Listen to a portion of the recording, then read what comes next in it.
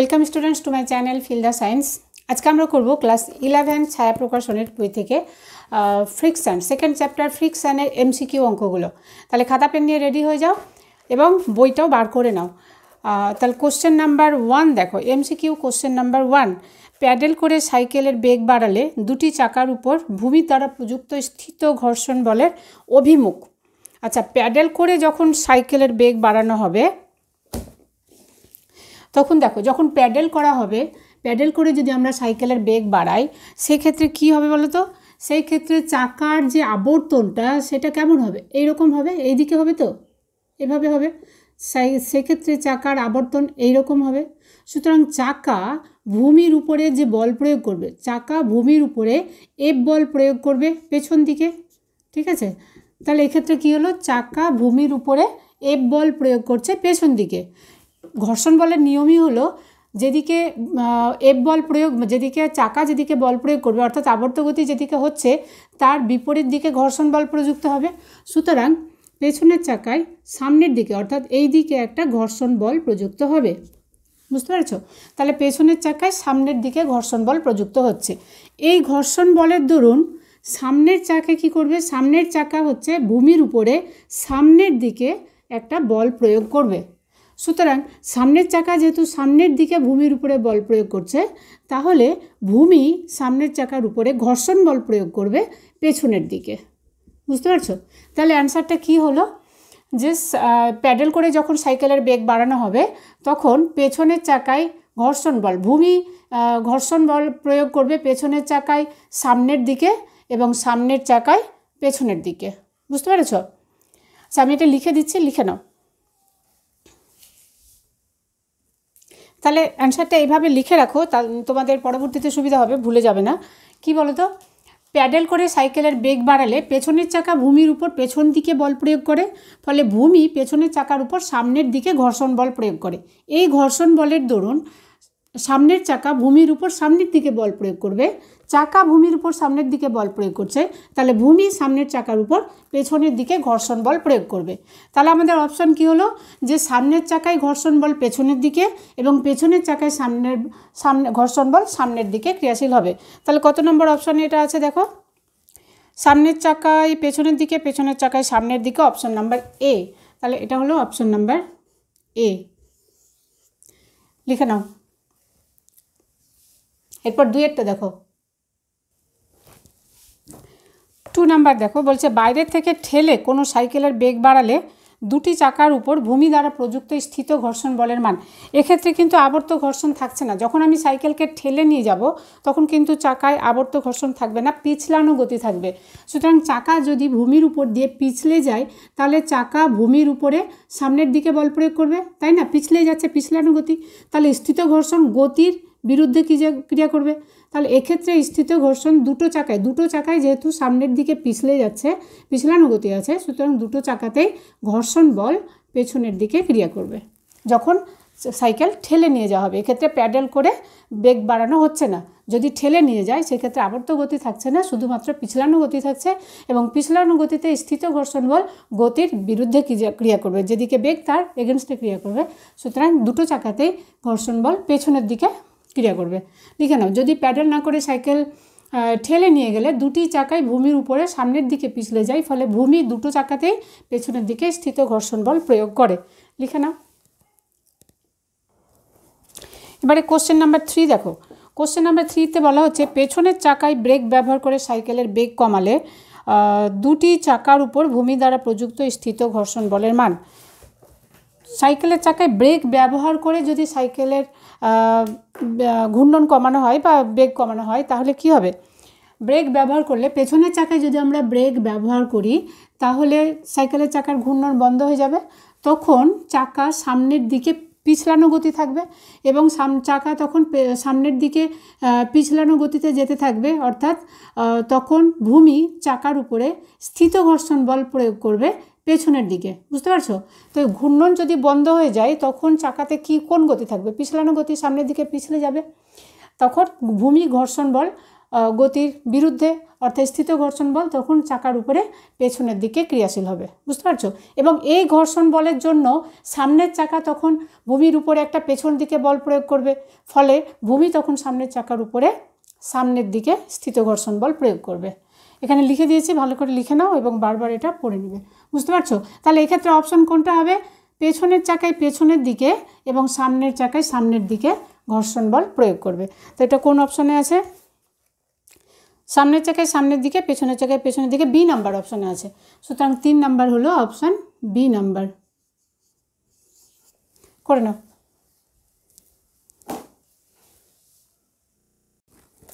এবার question number 4 দেখো। Question number 4-এ বলছে 0.1 কেজি ভরের একটি ব্লকের উপর অনুভূমিক দিকে 5 নিউটন বল প্রয়োগ করে ব্লকটিকে একটি দেওয়ালের গায়ে চেপে ধরে রাখা হয়েছে।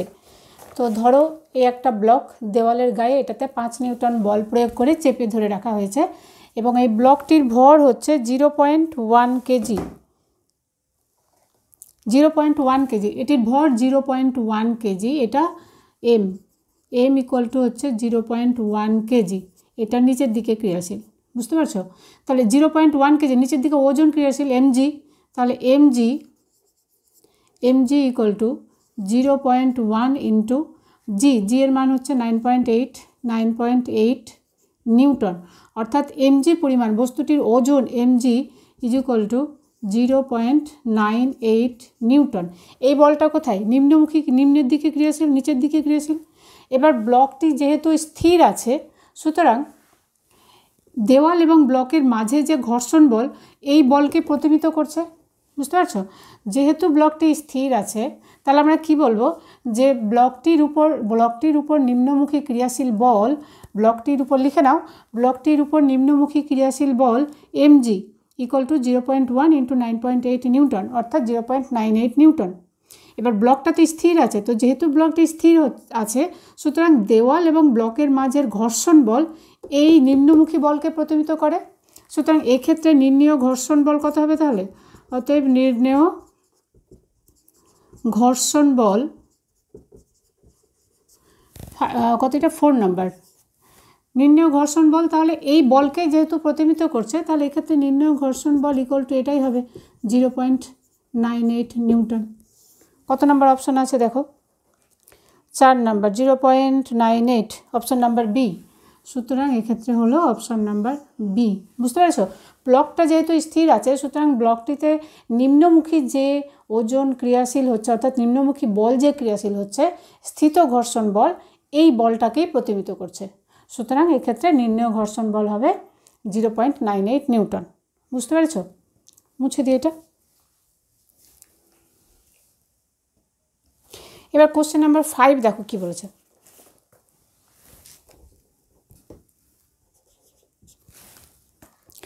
কি বলছে কোশ্চেন নাম্বার 5? একজন লোক পশ্চিম থেকে পূর্ব দিকে হাঁটছে, এক্ষেত্রে ঘর্ষণ বল কাজ করে।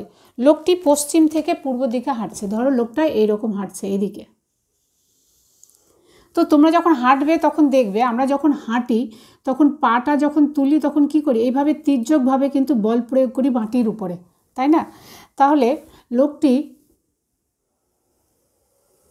তির্যকভাবে এরকম করে মাটির উপরে পশ্চিম থেকে পূর্ব দিকে হাঁটছে, এদিকে হাঁটছে লোকটা। তাহলে লোকটি তির্যকভাবে মাটির উপরে, তির্যকভাবে এরকম করে একটা মাটির উপরে বল প্রয়োগ করবে। ধরো এটা এফ বল। তাহলে পশ্চিম থেকে পূর্ব দিকে হাঁটলে লোকটি মাটির উপরে এইভাবে তির্যকভাবে একটা বল প্রয়োগ করবে, পশ্চিম থেকে পূর্ব, মানে এইভাবে তির্যকভাবে। বুঝতে পারছো? সুতরাং মাটি কি করবে? নিউটনের তৃতীয় সূত্র অনুযায়ী প্রতিক্রিয়া বল দেবে। মাটিও তির্যকভাবে লোকটির উপরে একটি প্রতিক্রিয়া বল দেবে, সেটা ধরো এটা প্রতিক্রিয়া বল আর প্রয়োগ করবে।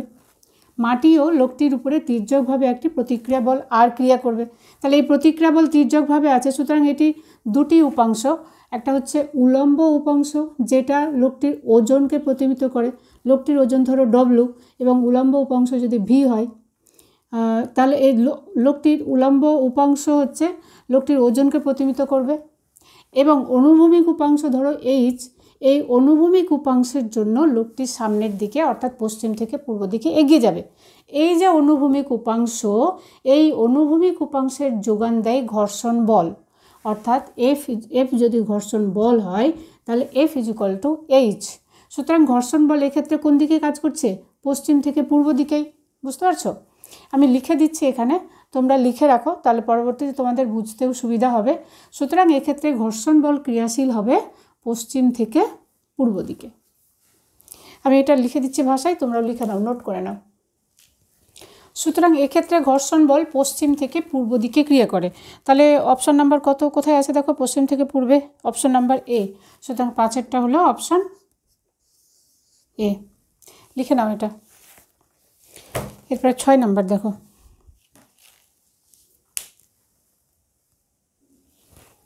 কোশ্চেন নাম্বার 6 কি আছে দেখো?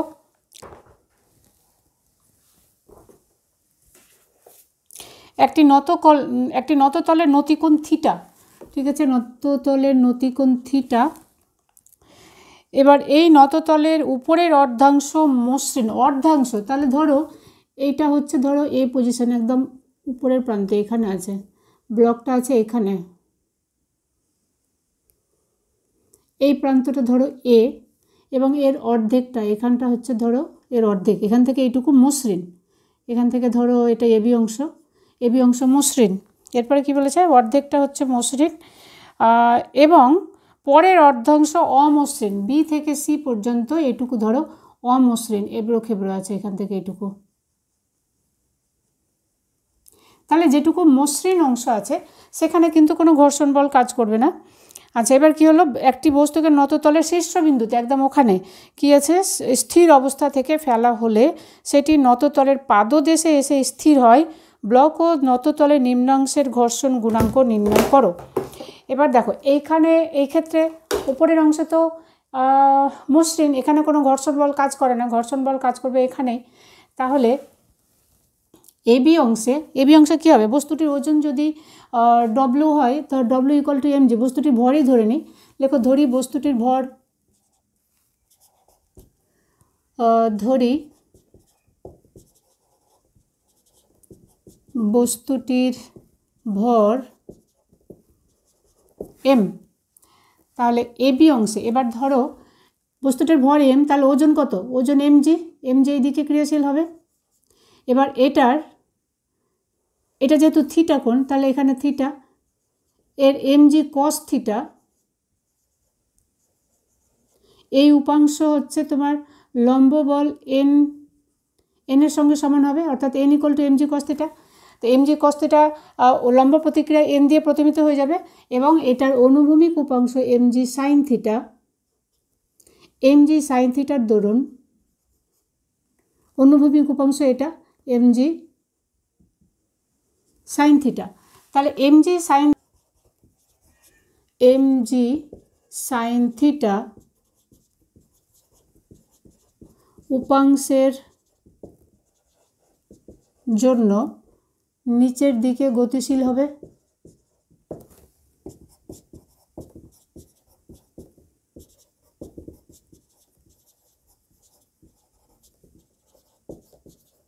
বুঝতে পারছো? এখন ত্বরণ যদি এ হয়, ত্বরণ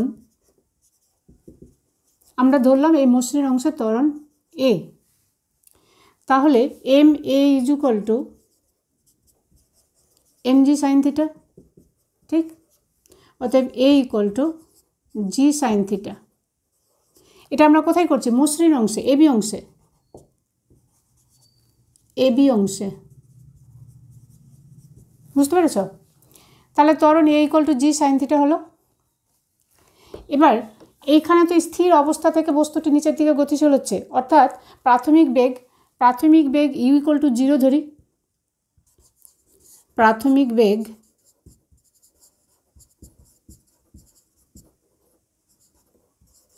u = 0, এবং b বিন্দুতে বেগ v হলে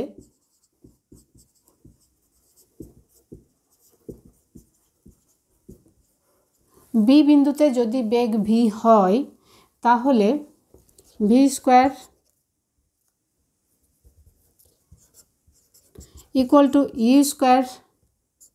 + 2as, এই সূত্র অনুযায়ী। আচ্ছা, আমরা ধরি AB = x ধরে নাও, A B equal to x equal to BC, কেন এটা অর্ধেক অংশ হচ্ছে মসৃণ আর বাকি অর্ধেক অমসৃণ, তাহলে ওইটুকু যদি এক্স হয় তাহলে এইটুকুই এক্স হবে। তাহলে এদিকে হচ্ছে b square equal to 2a x, তাহলে এখানে হবে এর মান বসাও, এ হচ্ছে কত জি সাইন থিটা আর ইউ 0, অতএব ভি স্কোয়ার ইকুয়াল টু হলো v square equal to 2g sine theta x, তাই না, 2a হচ্ছে জি সাইন থিটা আর এটা এক্স, তাহলে ভি স্কোয়ার ইকুয়াল টু হলো 2g সাইন থিটা এক্স। এবার এইখানে যখন পৌঁছে গেল তখন বস্তুর বেগ, ব্লকটির বেগ তখন ভি, আমরা এখানে ব্লকটির বেগ ভি, এবং বস্তুটি অমসৃণ অংশে এসে এখানে যখন একদম নিচে যখন পৌঁছাবে তখন পাদদেশে বেগ হবে 0। আচ্ছা, অমসৃণ অংশে তাহলে এইখানে যখন চলে আসবে তো এখানে অমসৃণ অংশ তখন ঘর্ষণ বল ক্রিয়াশীল হবে। ঘর্ষণ বল কোন দিকে কাজ করবে? এমজি সাইন থিটা যেটার জন্য নিচের দিকে আসছে তার উল্টো দিকে ক্রিয়াশীল হবে। তাহলে ঘর্ষণ বল বিসি অংশে ঘর্ষণ বল এফ এবং ত্বরণ, এক্ষেত্রে ত্বরণ হবে না, মন্দন হবে, কেন কি যেহেতু নিচের দিকে ক্রিয়াশীল হচ্ছে। আচ্ছা, আমি ত্বরণই ধরি, ওখানে মাইনাস করে দেবো, বুঝেছো, এবং ত্বরণ এ ড্যাশ হলে নততলে বস্তুর ত্বরণ কত হবে? নততলে বস্তুর ত্বরণ হচ্ছে, তার মানে এক্ষেত্রে ধরো বস্তুর ভর এম ধরেছি, তাহলে m a dash equal to হবে m g sine theta minus f, ঘর্ষণ বল উপেক্ষা করে যেটুকু বল থাকবে সেই নেট বলে এটা নিচের দিকে ক্রিয়াশীল হবে। তাহলে m g sine theta minus f, আবার এফ ইকুয়াল টু হচ্ছে m g sine theta minus f equal to কি, আমরা জানি মিউ ইকুয়াল টু হচ্ছে এফ বাই এন, এক্ষেত্রে n equal to m g cos theta, তাহলে এফ ইকুয়াল টু হচ্ছে mu m g cos theta, তাহলে এখানে হলো mu m g cos theta, অর্থাৎ আমরা যদি এম এখান থেকে কমন নিই তাহলে পাবো m g into sine theta minus mu cos theta, অতএব a dash equal to g into sine theta minus mu, আচ্ছা এটা এক্ষেত্রে মন্দন হবে, তাহলে এটা মাইনাস হবে, বুঝলে, মাইনাস এম এ ড্যাশ, তাহলে minus A dash equal to G sine theta minus mu cos theta, বুঝছো, এক্ষেত্রে একটা মাইনাস নিচ্ছি, তাহলে এ ড্যাশ ইকুয়াল টু কী হবে, যেহেতু মন্দন সেই জন্য মাইনাস নিয়েছি, অতএব এ ড্যাশ ইকুয়াল টু, এটা উল্টে দাও তাহলে g into mu cos theta minus sine theta, বুঝতে পেরেছো। এটা যেহেতু মন্দন, আমি আবার বলি এখানে ত্বরণ আমরা এ ড্যাশ ধরেছি, কিন্তু যেহেতু কী হচ্ছে এখানে বস্তুটি পাদদেশে এসে স্থির হয়ে যাচ্ছে, তার মানে কী হচ্ছে, মন্দন হচ্ছে, যেহেতু মন্দন সেই জন্য আমরা মাইনাস এম এ ড্যাশ নিয়েছি, minus m a dash equal to হলো m g sine theta minus f, বুঝতে পেরেছো। তাহলে এফ ইকুয়াল টু আমরা এখান থেকে পেলাম মিউ জি কস থিটা বসিয়ে দিলাম, তাহলে এ ড্যাশ ইকুয়াল টু হলো মাইনাস দিয়ে এদিকে গুণ করে দাও, তাহলে হলো mu cos theta minus sine theta, এটা হলো এ ড্যাশ। এবার বিসি অংশে আমরা যদি এই সূত্রটা অ্যাপ্লাই করি v square equal to u square minus 2as, তাহলে কী হবে দেখো, আচ্ছা নিচে তো আর জায়গা নেই, উপরের অংশটা একটু মুছে দিচ্ছি। এবার দেখো বিসি অংশে এখন যদি আমরা গতীয় সমীকরণ এটা অ্যাপ্লাই করি বিসি অংশে, তাহলে বিসি অংশে এবার প্রাথমিক বেগ হচ্ছে ভি এবং অন্তিম বেগ 0, তার মানে v square equal to u square minus 2as ওই সূত্র থেকে 0 ইকুয়াল টু ভি স্কোয়ার, প্রাথমিক বেগ যেহেতু V square minus 2a dash, এক্ষেত্রে ত্বরণ আমরা এ ড্যাশ ধরেছি, তাহলে V square minus 2a dash into x, অর্থাৎ ভি স্কোয়ার ইকুয়াল টু হলো 2a ড্যাশ এক্স, আমরা আগেরটাই পেয়েছি। আচ্ছা এ ড্যাশের মান বসিয়ে দাও, তাহলে ভি স্কোয়ার ইকুয়াল টু হলো 2, এ ড্যাশ হচ্ছে g into mu cos theta minus sine theta, 2g mu cos theta minus sine theta. এবার আগে দেখো আমরা এখানে পেয়েছি কি, এটা 1 নম্বর দিয়ে দাও, আর এখানে 2 নাম্বার। তাহলে 1 নম্বরে আমরা পেয়েছি V square equal to 2g sine theta x, এবং এখানে 2 নম্বরে আমরা কি পেলাম, V square equal to 2g mu cos theta minus sine theta. তাহলে এই দুটো ইকুয়াল করে দাও। অতএব 1 ও 2 থেকে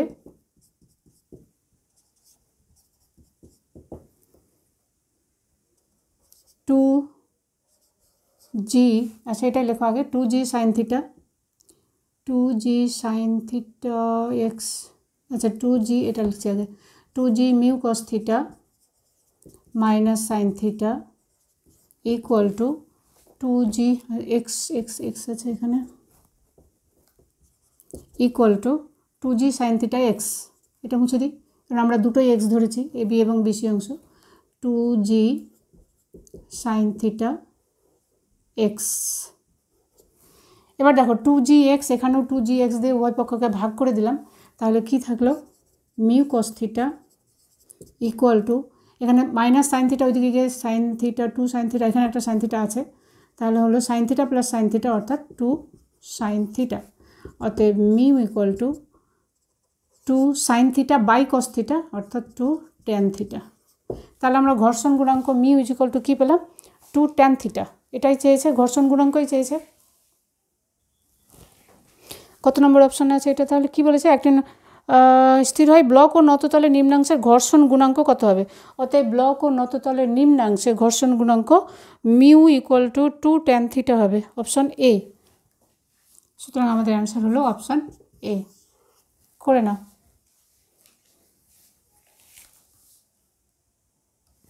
7 নাম্বার কি বলেছে শোনো, এম ভরের একটি বস্তু আনত তলে স্থির অবস্থায় আছে। এটা একটা নততল, ধরো থিটা নতিকোণ, এখানে এম ভরের একটা বস্তু স্থির অবস্থায় আছে, ঠিক আছে। বস্তু ও তলের মধ্যে ঘর্ষণ গুণাঙ্ক মিউ হলে ব্লকটি নিজের ওজনের ক্রিয়ায় নিম্নমুখে গতিশীল হবে যখন নতিকোণ থিটা বার করতে বলেছে, যখন নিচের দিকে গতিশীল হবে। তো দেখো, যখন কোনো নততলের উপরে কোনো বস্তু রাখা হচ্ছে, ধরো বস্তুটির ভর এখানে বলে দিয়েছে এম, তাহলে এম জি ক্রিয়াশীল হবে এইদিকে, এম জি, বুঝতে পারছো, বস্তুর ভর এম বলা আছে।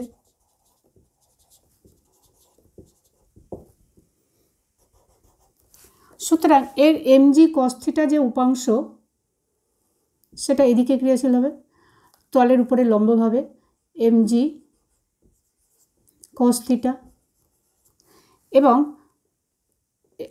তলের লম্ব প্রতিক্রিয়া অর্থাৎ এন, এন হচ্ছে এম জি কস থিটার বিরুদ্ধে ক্রিয়া করবে, অর্থাৎ n is equal to m g cos theta, এবং এর অনুভূমিক উপাংশ এম জি সাইন থিটা,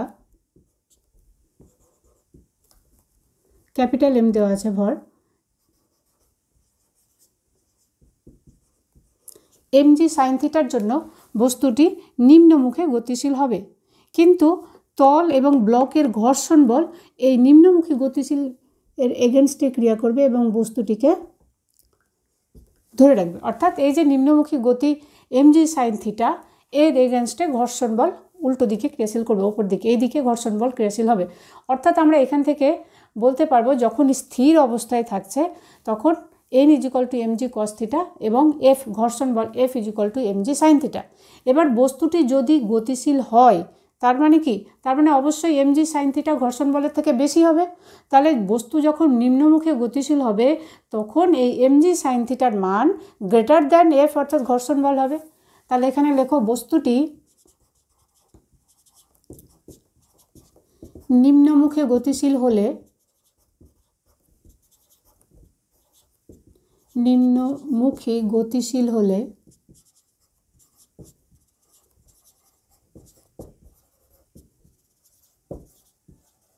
কি হবে, এম জি সাইন থিটা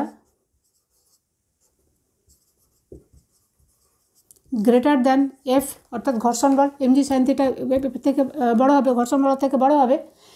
এবার এফ ইজ ইকুয়াল টু কত, মিউ ইজ ইকুয়াল টু ঘর্ষণ গুণাঙ্ক মিউ, ঘর্ষণ গুণাঙ্ক যদি মিউ হয়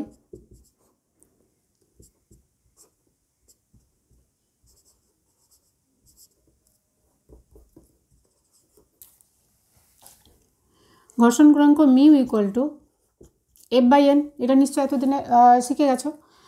তাহলে এফ ইকুয়াল টু কত হলো, f is equal to mu into n, n লম্ব প্রতিক্রিয়া, আবার n is equal to m g cos theta, তাহলে মিউ ইকুয়াল টু হলো f is equal to m g cos theta. অতএব এখান থেকে আমরা পাচ্ছি m g sine theta greater than mu m g cos theta. অর্থাৎ কস থিটা দিয়ে যদি দিকে ভাগ করে দাও তাহলে ট্যান থিটা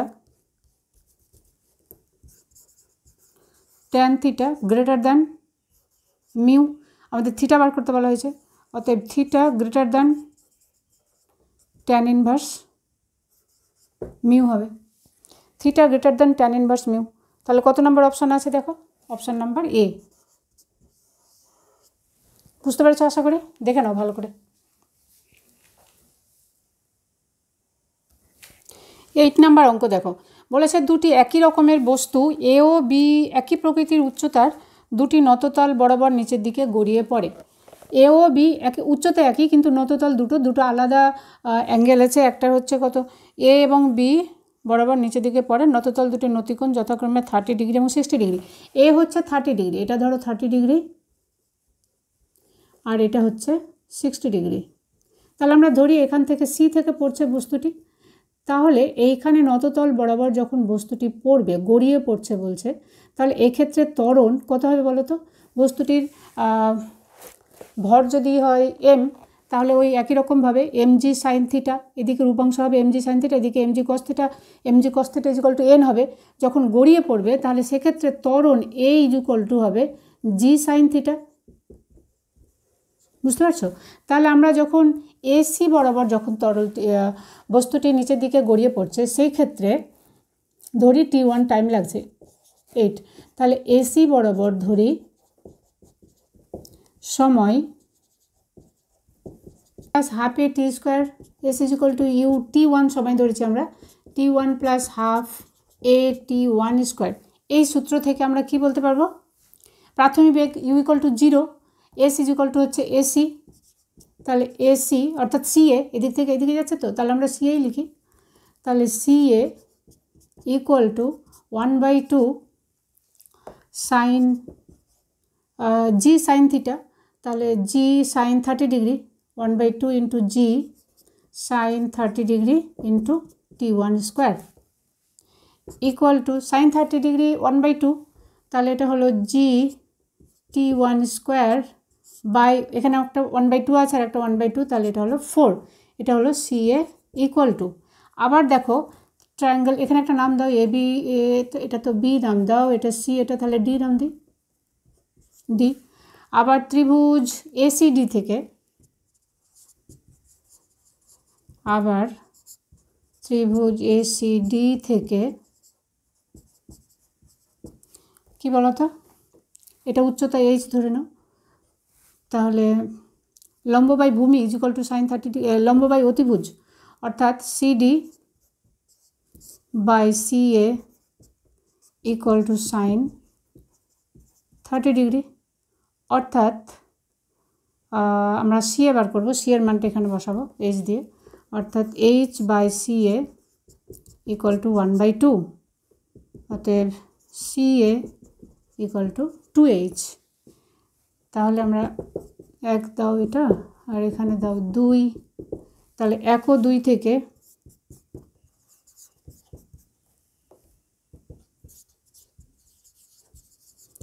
থেকে আমরা কি লিখতে পারবো, 2H is equal to GT1 square by 4, অতএব T1 square equal to 8H by g. বুঝতে পেরেছো? এটা আমরা এই এসি বরাবর যখন হয় তখন টাইম কত লাগছে সেটা বার করলাম। এবার যখন সিবি বরাবর আসবে, একইভাবে সিবি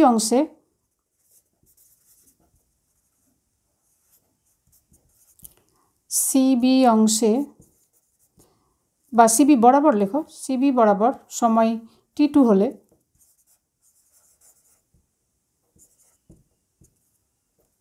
সিবি বরাবর সময় T2 হলে সিবি বরাবর যদি সময় t2 হয় তাহলে সিবি ইকুয়াল টু, এই ফর্মুলা থেকে s equal to u t1 plus half a t1 square, এখান থেকে আমরা এবার টাইম ধরেছি t2, তাহলে সিবি ইজ ইকুয়াল টু হবে ইউ প্রাথমিক বেগ 0 হাফ জি সাইন 60 ডিগ্রি, এবারে অ্যাঙ্গেল আছে 60 degree, g sine 60 degree t2 square equal to 1/2 into √3/2 into g t2 square. ঠিক আছে, আবার বিসিডি ত্রিভুজে দেখো, আবার ত্রিভুজ বিসিডি থেকে আমরা কি পাবো, লম্ব বাই অতিভুজ, অর্থাৎ আবার h by BC CB, h by CB equal to sine 60 degree equal to √3/2, অতএব সিবি ইকুয়াল টু কত হচ্ছে 2h/√3। এই মানটা যদি আমরা এখানে বসে দিই, কোথায় জানো, এই যে এখানটায় যদি বসাও তাহলে 2h, ওইদিকে 1 2 ধরেছো তাহলে এটা 3 ধরো, এটা ধরো 3 আর এটা ধরলাম 4। ঠিক আছে, তাহলে 3 ও 4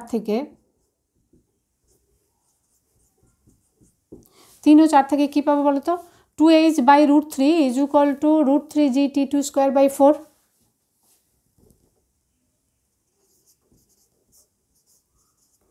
equal to √3/4g t2 square, অতএব t2 square equal to 8h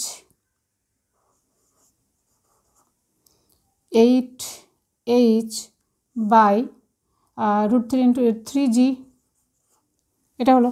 আমরা আগে পেয়েছি t1 square equal to 8h/g আর t2 স্কোয়ার ইকুয়াল টু পেলাম 8h/3g, তাহলে কোনটা বড়, t1টা বড় এবং t2টা কম, অর্থাৎ t1 গ্রেটার দ্যান t2 পেলাম। তাহলে অতএব t1 গ্রেটার দ্যান t2, অর্থাৎ কখন সময় বেশি লাগবে, বিসি অংশে ওই দিক দিয়ে যদি যাই তাহলে টাইম বেশি লাগবে, এক্ষেত্রে টাইম কম লাগবে। অপশানে কি আছে দেখো, এ নততলের পাদদেশে আগে পৌঁছায়,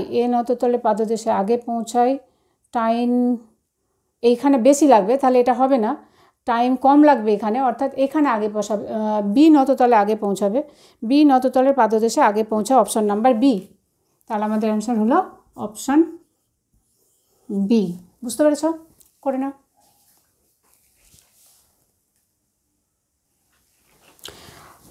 আজকে এ পর্যন্তই, নেক্সট ভিডিওতে আমরা পরের অঙ্কগুলো করে দেবো। Wish you all the best, thank you.